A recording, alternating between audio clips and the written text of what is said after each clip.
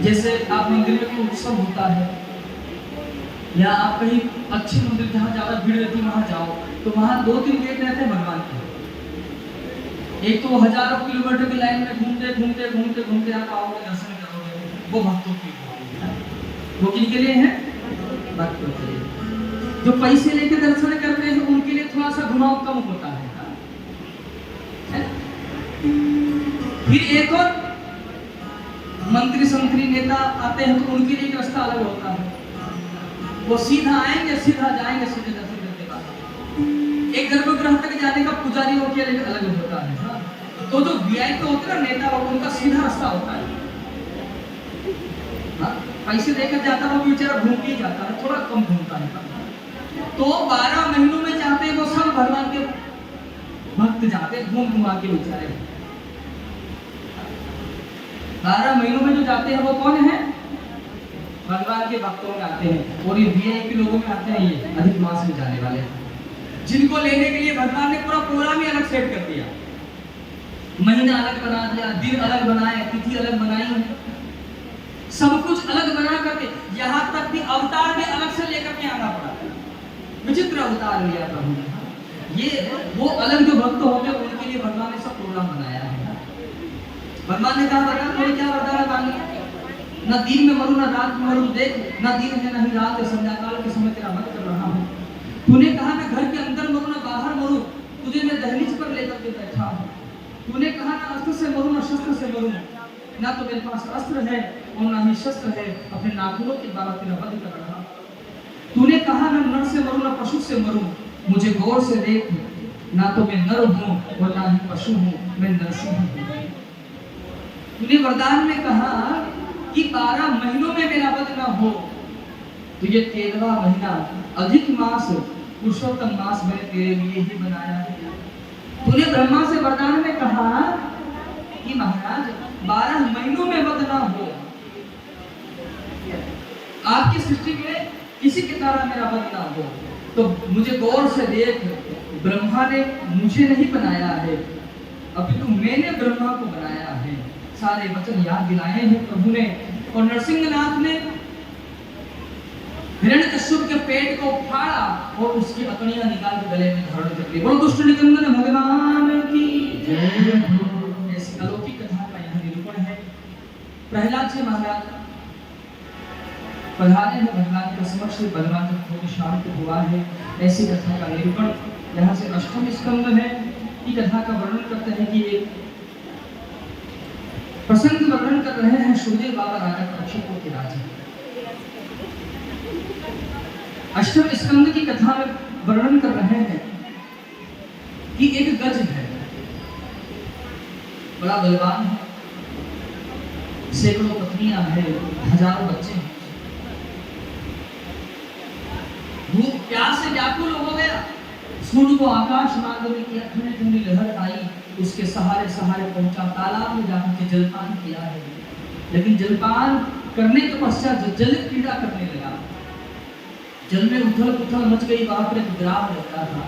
उसने देखा कौन आया था, जाकर के देखा तो गज है, स्वयं पांव पकड़ लिया। गज ने क्या सोचा, छोटा जीव होगा, कोई बेचारा दब गया, पांव के नीचे थोड़ी देर रहेगा, निकल जाएगा, अनदेखा कर दिया। लेकिन ध्यान दीजिएगा, बीमारी को और शत्रु को कभी छोटा नहीं समझना चाहिए। रोग को और शत्रु को कभी छोटा ना समझे। छोटा समझ लिया, कई वर्षों तक गज ने बाहर निकलने की चेष्टा की, लेकिन निकल नहीं पाया। पत्नी बच्चों ने में सूर फंसा करके बाहर खींचना चाहा, नहीं निकल पाया। पत्नी बच्चे छोड़कर चले गए। आज गज दुखी हो रहा है। मैंने जीवन पर्यंत जिनके लिए धन संग्रह किया है, जिनके लिए इतना सब कुछ किया, मेरा समय आया तो मुझे छोड़ कर जाना। ये गज कौन है? ये जीवन रूपी गज है। जीवन पर्यंत युवा अवस्था जवानी में जब चलता है ना, तो ऐसा आक्रोश होता है इसका। बाजार में चलता है तो उसको ऐसा लगता है कि मैं चोरा हूं और बाजार दरवाजे पर आता है, इतने घर में महान समाचार आ गए। अवस्था धीरे धीरे आगे बढ़ती है तो पहले अंदर ऐसी कमरे में रूम था, धीरे धीरे बाहर निकला, घर के दरवाजे पे आ गया। बच्चे सुबह जाते हैं, शाम आते हैं, कभी पूछ लेते हैं पिताजी कैसी तबीयत है, कैसा हाल है। थोड़ी बहुत पत्नी आती है, पास बैठ जाती है, अब वो भी सोचते हैं भाई इतना तो रोज का ही हो गया है, क्या तो कब तक है।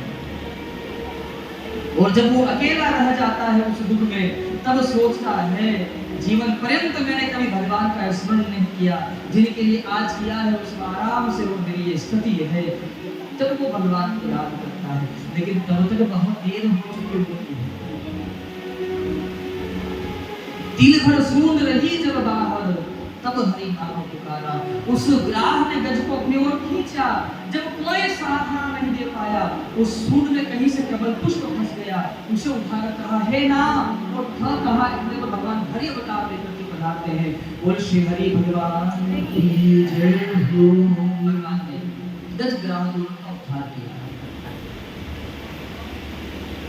अपने सुदर्शन चक्र के द्वारा दोनों का उद्धार किया। ये गज कौन है?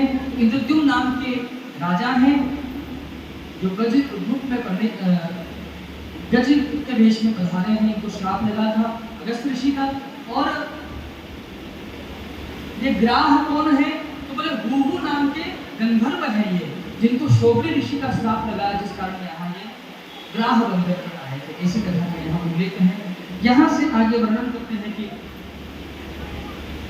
एक बार की बात है, दुर्वासा ऋषि भगवान के धाम पर, हमारे नारायण के धाम। देखो भगवान नारायण ने अपनी माला गले से निकाली, दुर्वासा ऋषि को धारण करवाई। दुर्वासा ऋषि जा रहे थे, उनको मार्ग में अपना शिष्य मिल गया इंद्र। उन्होंने देखा कि मेरा शिष्य आ रहा है, गले से भगवान की दी हुई माला निकाली और इंद्र के ऊपर, वो गज पर बैठा था ऐरावत हाथी पर, ऐसे ही उछाल दिया पहनने के लिए। इंद्र ने उस माला का अपमान कर, ध्यान दीजिए, गुरु की प्रसादी का कभी अपमान न करें। ब्राह्मण पेठी पाताल लियो, ब्राह्मण शोक समुद्र लियो, ब्राह्मण ने कई दल को मारियो, और ब्राह्मण से वेर कियो जो परमेश्वर भी हारो। ब्राह्मण का तिरस्कार न करें, अपमान न करें। राजा इंद्र ने माला का तिरस्कार कर दिया, माला ऐरावत हाथी के माथे पर रख दी। ऐरावत हाथी ने उसे सूंड से नीचे गिरा के पांव से रोम करके चला। दुर्वासा ऋषि ने कहा अच्छा इतना अहंकार, अब अभी तुमको भी देख लेते हैं। श्राप दे दिया, जाओ तुम श्री विहीन हो जाओ। अब श्राप दिया महाराज, यही अवसर देखा दैत्यों ने आक्रमण कर दिया। भगवान के पास आया, आकर के सारी कथा बताई कर क्या करें। भगवान ने कहा आप समुद्र मंथन कर लीजिए। एक तरफ देवता एक तरफ दैत्य हुए हैं और समुद्र मंथन प्रारंभ हुआ है। मद्रासचल पर्वत की रसमथनी बनाई है, वासुकी नाग की रस्सी बनाई है। एक तरफ देवता एक तरफ दैत्य खड़े हुए हैं।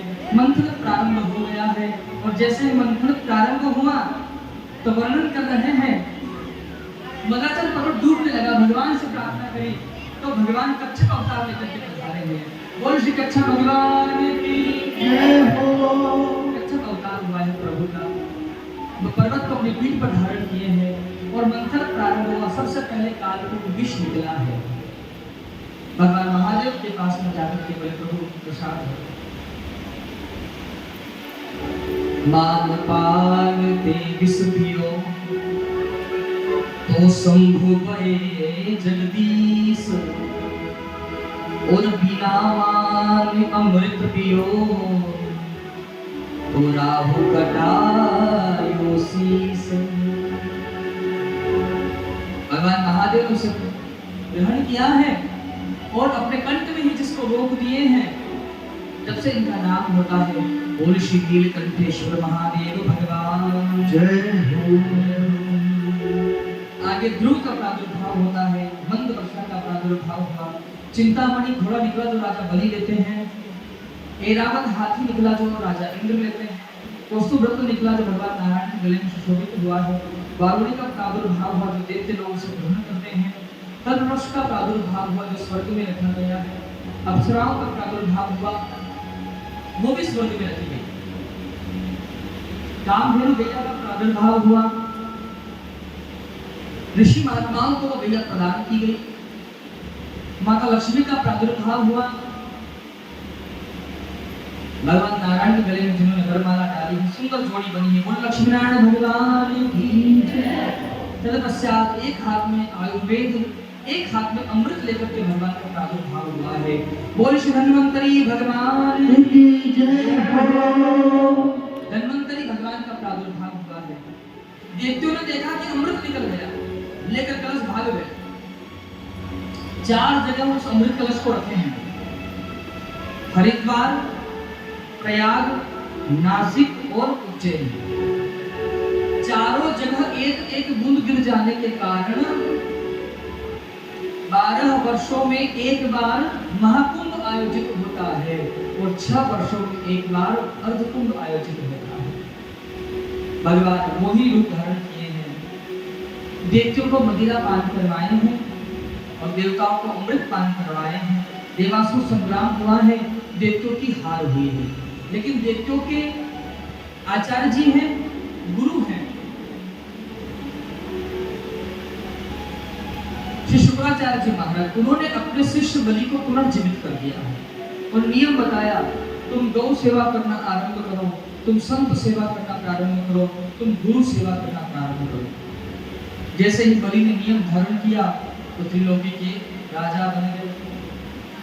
कश्यप जी महाराज से माता अदिति ने कहा, स्वामी कोई ऐसा व्रत बताओ जिससे स्वर्ग का जो राज्य है ना ये मेरे बच्चों को ही मिले।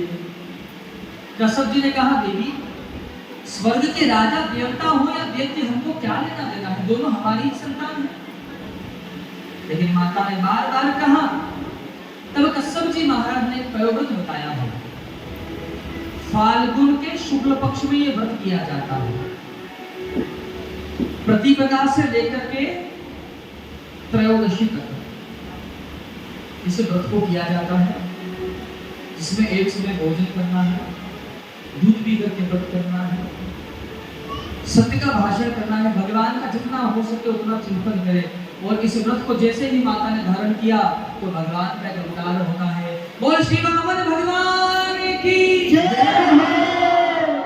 वामन भगवान का प्राकट्य होता है। वामन भगवान अर्जुन का प्रभु का स्वरूप है।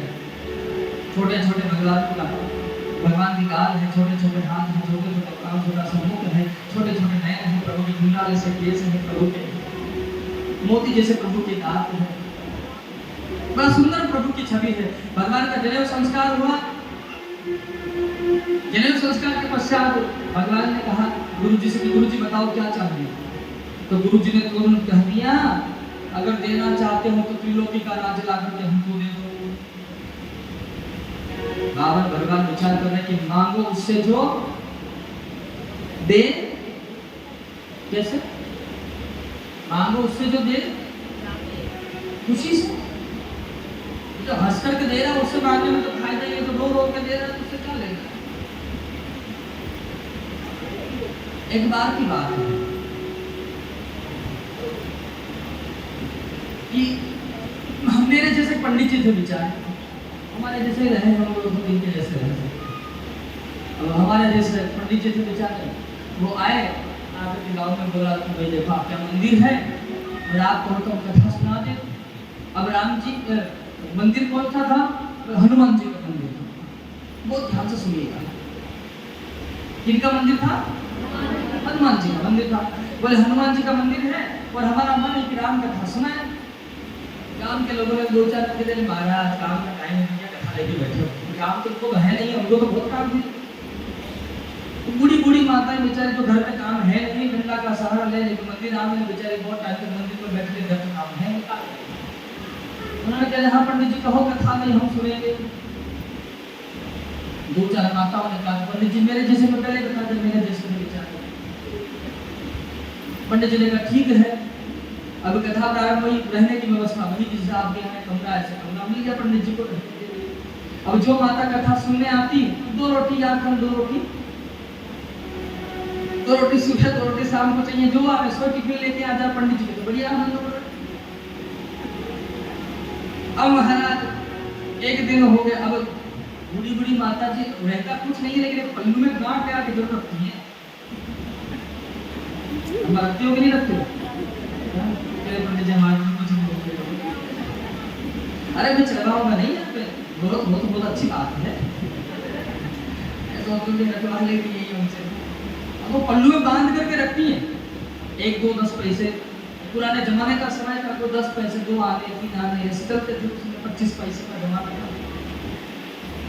पंडित जी कथा करने बैठ गए, कोई नहीं सुनेगा, तुम तो हनुमान जी को कथा सुनाना, 2-4 माताएं आकर के बैठ जाए, खाना ले भोजन लेके आते, पंडित जी कथा सुना रहे, 1 दिन हो गए, 2 दिन हो गए, कोई 50 पैसे चढ़ा दिए, कोई 8 चढ़ाए, कोई 6 चढ़ाए, ऐसे कथा चल रही। 1 दिन हो गया, भागवत हो तो 7 दिन की, और राम कथा हो तो कितने दिन की? महीने की भी हो जाती है राम कथा, लेकिन 9 दिन तक अक्सर कथाएं होती हैं। अब 9 दिन की राम कथा, 1 दिन हो गया, 2 दिन हो गया, 2 दिन हो गए, 3 दिन हो गए, 4 दिन हो गए, 5 दिन हो गए, 7 दिन हो गए महाराज। 8वां दिन हो गया, लेकिन तो पंडित जी की दक्षिणा की व्यवस्था नहीं, वही बूढ़ी 5-6 माताएं आ जावे बैठी सुने कुछ कथा, और कुछ तो सुनती है, कुछ बैठी रहती है बढ़िया से अपने, कुछ सो जाती है बैठे बैठे, फ्रेंड से बोलेंगे गुरु रात दे।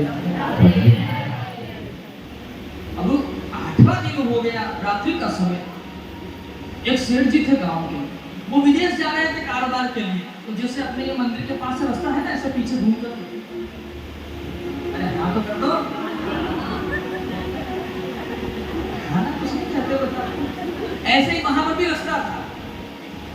सेठ जी जा रहे थे, कभी ट्रेन रात को हो तो आदमी को रात में निकलना पड़े, दिन की ट्रेन दिन में जाए, तो रात में निकले, तो उन्होंने देखा क्या कि मंदिर के गर्भगृह से आवाज आ रही, पंडित जी तो सो रहे हैं, वहां आवाज आ रही। रात का समय, 8वें दिन रात्रि में राम जी प्रकट हुए। हनुमान, जैसे हनुमान जी को याद किया तो हनुमान जी खुद से खड़े हो गए, प्रभु आप पधारे, मुझे आवाज बुलाती, मैं खुद आ जाता, उपस्थित हो जाता, प्रभु आपको आने की क्या आवश्यकता थी? बोले काम ही ऐसा था तो आना पड़ेगा। सेठ जी ने देखा कि मंदिर में कौन बातें कर रहा है, रुक गए। कहता दीवारों के भी कान होते हैं, कान खुद लगाते हैं, बदनाम दीवारों को करते हैं। हाँ? कान लगा करके सुनने बात करते हो। राम जी कह रहे हनुमान जी से कथा सुन रहे हो? हनुमान जी ने कहा हाँ प्रभु। कितने दिन हो गए? 8 दिन सुना, कल प्रोग्राम किया, कल विश्राम किया। कथा कैसी लगी? बोले बहुत अच्छी लगी प्रभु, आपका गुणगान बहुत अच्छा लगा। राम जी ने कहा पंडित जी को दक्षिणा। हनुमान जी ने कहा प्रभु ज्यादा व्यवस्था नहीं कर पाया हूं मैं, बस 1100 रुपए दूंगा एक को, बस। कितने दूंगा?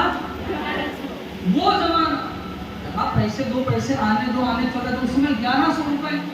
सेठ जी सुन रहे थे, सेठ जी ने कहा पंडित जी ने ऐसो कहा कर दियो तो 1100 रुपए मिलेंगे, ऐसो कहा काम की। सेठ जी जा रहे थे विदेश काम करने, फिर घर चले गए, नहीं जाते ऐसे। कभी मंदिर नहीं आए, 5 ही बजे आ गए मंदिर। पंडित जी, ओ पंडित जी, व्यास जी कहाँ है? व्यास जी सो रहे दरबार। ओ पंडित जी, व्यास जी को उन्होंने उठाया, सवेरे तुम भगत आ गए भाई, अभी तक तुम आया 9 बातें था। बोले पंडित जी आज कथा पूरी होगी? बोले हाँ होगी। दक्षिणा? बोले राम भरोसे है, जो आ जाएगा मिल जाएगा, कहानी में मिल जाएगा।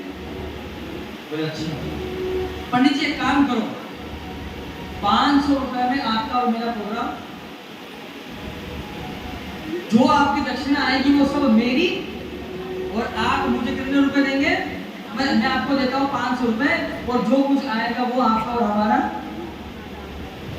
पंडित जी ने सोचा कि हाँ तो कुछ नहीं ला रहा है, 2 आने आ रहे हैं, 4 पैसे आए हैं, तो 25 पैसे ला रहा है, 500 रुपए मिल रहे, ले लो। पंडित जी ने कहा ठीक है। सेठ जी ने कहा बाद में बदल नहीं जाना, ये पकड़ो। क्या बता आज बदल जाओ तो? पंडित जी ने कहा लाओ 500 रुपए लेकर के अपने हड्डी में बांध ले पैसे। अब महाराज संयोग क्या हुआ, पंडित जी ने कहा देखो 4 बजे कथा पूर्ण हो जाएगी, टाइम से ही आ जाना।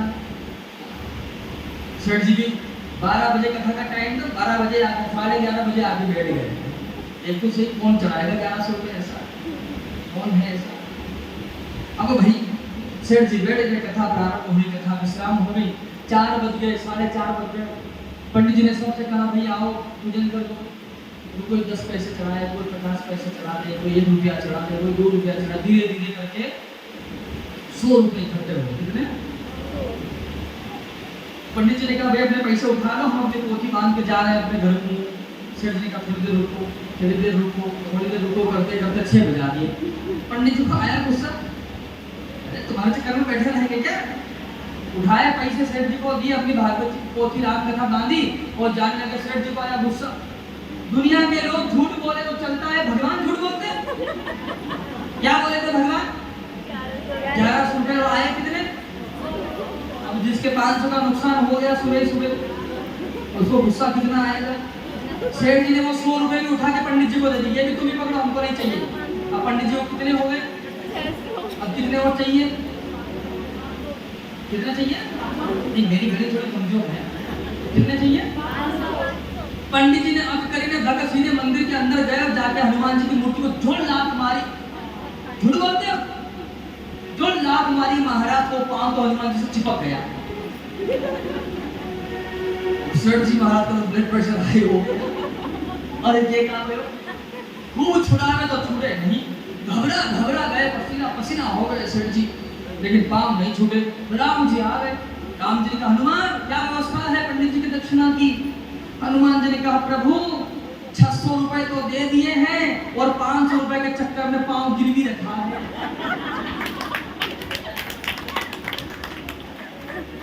अगर 500 रुपए देंगे तो पांव छोड़ू, नहीं तो छोड़ू नहीं। सेठ जी ने कहा ये 1100 रुपए की पगड़ी मेरे सर बननी थी। तो जो भगवान को राजी राजी नहीं देते ना, पहले एक कहावत कही जाती थी कि घी सीधी उंगली से ना निकले तो टेढ़ी कर लो, लेकिन अब टेढ़ी करने का प्रोग्राम नहीं है, उस घी को गर्म करके डिब्बा ही उल्टा कर लो। हाँ, भगवान अब यही करते हैं। कृष्ण का समय था सीधे से काम नहीं चले, टेढ़े से काम करो। राम जी सीधे बन के आए, लोगों ने जीने नहीं दिया। एक ब्याह किए बेचारे जैसा तैसा, उसमें भी लोगों ने बात डाला नहीं, यानी कोई ऐसे नहीं जीने देंगे। कृष्ण बन करके आए, 16,108 ब्याह किए, बढ़िया सजे, काम सीधा ना हो तो टेढ़ा करिए कर ले। फिर कलयुग का समय आ गया तो ऐसा काम नहीं चलेगा। अब तो घी गरम करो और डिब्बा ही उलट लो। जो सीधे सीधे नहीं भगवान के हाथ में आते हैं ना, भगवान उसको घुमा फिरा करके बांधते हैं। अब कहाँ जाए। बलि राजा के वहां गए, बलि राजा ने कहा कि बलि राजा के पास जाकर बलि राजा आए हैं बात, महाराज जो इच्छा हो सो मांगो। भगवान वामन प्रभु कहते हैं कि ज्यादा कुछ नहीं चाहिए, हम अपने पांव से नाप ले 3 पग भूमि चाहिए और कुछ नहीं चाहिए हम। जैसे ही ये बात कही तो वर्णन करते हैं कि बलि राजा ने कहा कि महाराज संकल्प की तैयारी हुई तो सूराचार्य जी महाराज आ गए। पहले वो नली वाले लोग